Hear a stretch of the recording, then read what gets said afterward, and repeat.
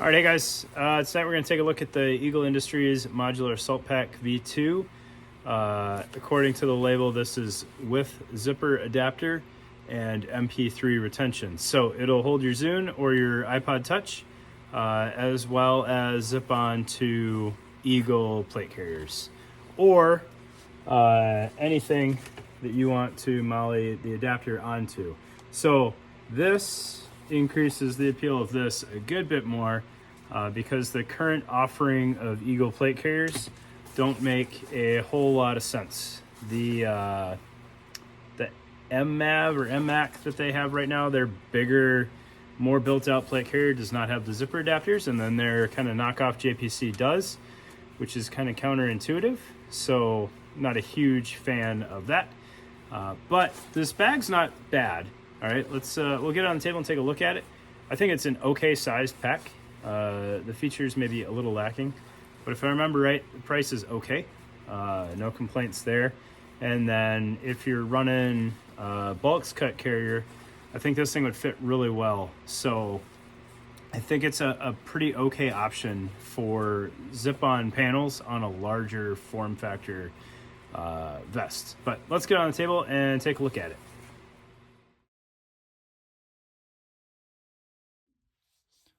All right, hey guys, so like I said in the intro, this is the Eagle Industries Modular Salt Pack version 2, which I believe we have that right here. So this is pieced out. This is the shoulder strap specifically, but there you go, Modular Salt Pack V2 with all of Eagle's goofy labeling. I think these were separate. These are the zipper adapters. Oh my gosh, Zip Adapt LC Tuck Strap Squadron Multicam Retail. All right, pretty nice laser cut molly adapters there. So like I said, I think I bought those separate to be able to mount this onto a not Eagle pack. So if you wanted the MAC, you'd have to put those on, or anything non-Eagle. Like I said, these are pretty small tooth zippers. I could not find a label on these, but they for sure are smaller than Cry, and I want to say they're smaller than Spiritus as well. So I think these are number 6 zippers, which no harm, no foul, I guess. 10, number 10 zippers being the biggest tooth are arguably more durable, but once you have the zippers on, the shearing strength or the stress should be shared throughout the zipper, so I don't think it makes a huge difference. All right, so looking at this bag, it is a fairly decent sized bag. So like I said in the intro, I think it would go better on a bulk cut carrier or like a full coverage armor carrier, perhaps a Cry LVS if you have one. Because it is a hardy size backpack. Like you can see just from doing some molly math on the back here, we've got 6 rows and 6 columns of molly, which is, I think, an LBT 6094 has that on the rear plate bag, which is already larger than a Sappy plate. And then we've got all this up top. So that's kind of my selling point there on why I think this makes more sense on a bigger vest. All right, not so much on a plate carrier. But let's get into the features on this. So on the rear face here, you see we've got some bungee retention. That is because there are 3 M4 mag cells on this front panel here on the bottom. They are secured with Velcro. This little kangaroo pocket here, which makes it kind of a hassle, but there are interior dividers in there, which you will be able to see there. So the original Cry JPC little circle Velcro dots, this is kind of prime chance to use those. So you can put it on either side, whether you have hook or loop, and that will cancel out a little bit of that closure there, so you can get the corner of a mag in there to reinsert the magazine. All right, which is what those dots were for. They were not to further secure your mags in the plate carrier. That would be silly. Don't Velcro your mags into your plate carrier. All right, so you've got 3 mags down here on the bottom. which I don't hate. It keeps the weight lower. A lot of back panels that have magazines put the weight up higher, which doesn't make a ton of sense to me. So it gets it lower, closer to your hips there. All right, and then the top portion here, you have a zipper pocket, which doesn't have any built-in depth, but it's a nice wide zipper, so it does open up pretty well.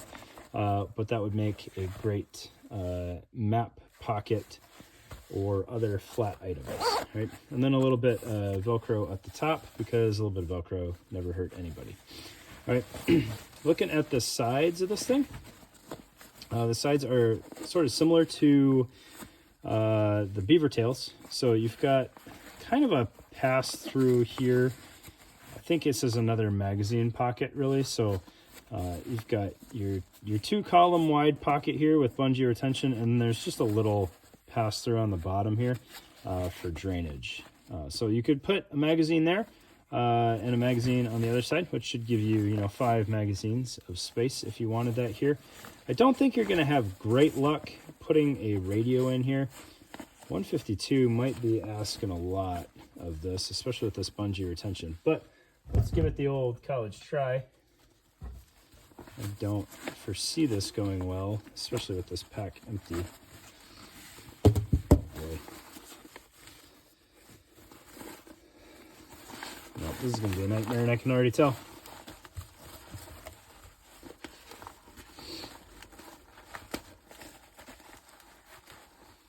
It would make sense that would be a decent spot for a radio. I'm not going to try that anymore. What I'll try is this Motorola and see if we can get that in there. I think this bungee retention is just too tight. Hang on. All right, so we'll untie our bungee there.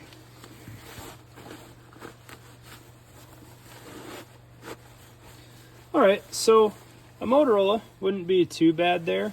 If you had this in more of a law enforcement capacity and you had the palm mic with the channel control and volume control on it, that wouldn't be a terrible solution for carrying your Motorola. But you're going to need to kind of situate it and then come back and tie this off, I think. I don't think you would have great luck trying to get that in there with your bungee secured, which is kind of defeating the point. A smaller radio, like a Baofeng, would fit in there, but nobody uses Baofengs professionally, so that's a little strange. And 5 magazines in a modular assault pack on the exterior seems a bit excessive as well. But you got options, right? Okay. We have made that more of a hassle than we needed to. Looking at the rear of this thing, you've got your zippers built in, and then this kind of strange big flat pocket here with some Velcro tabs at the top. So those are for interfacing with your plate carrier. But then you have this just nice big open pocket here, which you could use for your straps, right? You can run your shoulder straps in there, and then you can disconnect this, bring that up here, and then connect them back inside that pocket to stash your shoulder straps. That would work out pretty well. Or you could completely disconnect the shoulder straps, and the only thing you'd have left over is this little webbing tab here, which is probably what I would do. I don't know.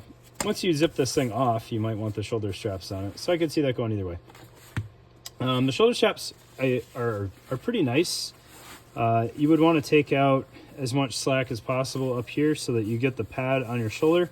But I like that they have this so that you can pay it out. One thing I noticed when I was putting a pack, especially an assault pack, over the AVS is you've got a lot of standoff, and you don't necessarily want your shoulder strap to terminate all the way on the bag because then you very quickly run out of shoulder strap as that's trying to go over the harness and your shoulders and everything. So I like that you can give yourself a little bit more room up here and not just on the bottom. The shoulder straps are adequately padded for the size of the pack, and they're nice and narrow, and they have a very nice contour on them. So they fit the body pretty well. And then you've got this one wrap retention on it, which is a nice touch. It's got kind of this vertical running molly all the way down the strap, so you've got plenty of locations to move the one wrap up and down as needed. So I appreciate that. And then quick release at the bottom in case you get tangled up in your backpack. Don't pay attention to the kind of kink in the shoulder strap. I had it stored twisted for too long, and that's why that's not cooperating. If I was gonna use this, I'd just, you know, put some weight on there for a while and flatten that back out. All right, so that's the rear face. Continuing up the side, you have this daisy chain running all the way up until you get to your handle here, and that shoulder strap out of the way, and then it's running back down the other side. You also have a pass-through at the top for bladder hose or antennas or whatever you might need there. Okay, so very reminiscent of the beaver tail assault box. Okay, and then getting into the interior, I think it would have been neat if this was a panel loader. I think that's the right term. So that the zipper was on the front face. You've got enough room missing the molly here. They could have done that, and they could have gotten closer to a clamshell opening, which isn't a huge deal. As it sits right now, you get just under half of it open. So you've got a bladder pocket in the back with a hanger, and then this kind of goofy compression strap here, which I'm not entirely sure what the point of that is. It could be to retain a radio in here if you had a big man pack radio. It would fit all right. It just doesn't strike me as that being the intended purpose. Another thought I had was maybe retaining a plate, but I don't think this was ever designed to be a substitute rear plate bag, so that's probably not what that is. It's just kind of odd because it's kind of tucked into the seam here, and the more you tighten it up, the more it kind of tries to invert your pack here as opposed to letting it use its true volume. I don't know if that's coming across very well, but it's just in a weird nook and cranny in there. And you can kind of see the way this bladder pocket is sewn too, as it corresponds with kind of the zipper seam there. It all works out fine. It's just if you don't fill this thing, it's going to want to lay flat like this, where you don't have, you know, true access to the side molly there. It just doesn't want to keep its own shape.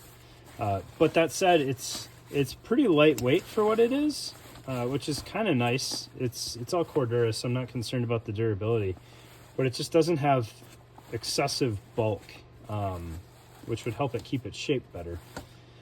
You do have some grommets on the bottom there for water pass through or drainage or lashing things on there, as people are prone to do these days. The zipper pulls are nice with this, man, I never remember the name of this cordage.